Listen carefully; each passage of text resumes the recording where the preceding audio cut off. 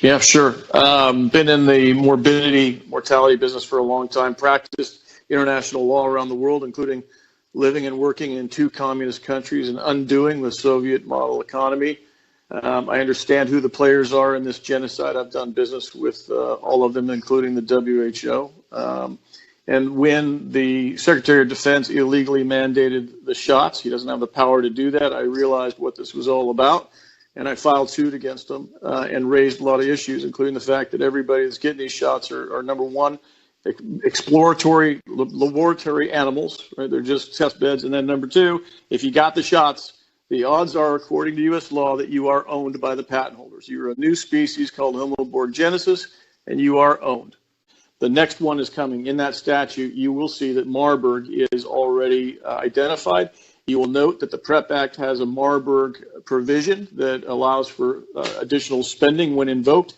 The Health and Human Services has already invoked the Marburg provision, meaning they've already parted ways with money and spent it under the HHS enabling statute to build quarantine camps, amongst other things, throughout the United States. We interrupted 2, one of which was in Cochise County, Arizona, where they were going to build a $1.9 million facility that houses the now merged 4 branches under HHS. The judiciary, law enforcement, corrections, and public health are now all one and the same, and they're all housed in the same facility. So all of these quarantine centers are there.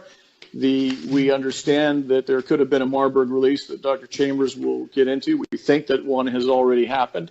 We know that Marburg is not particularly contagious, but it has an extraordinarily high rate of fatality, and we know the mechanism by which this will be released, and that is inside of these shots that people already received, inside the lipid nanoparticles, the hydrogel, there exists pathogens inside of the particles that have not yet opened. Those pathogens are chimeric. They include E. coli Marburg, Ebola staphylococcus, and brewer's yeast, amongst others.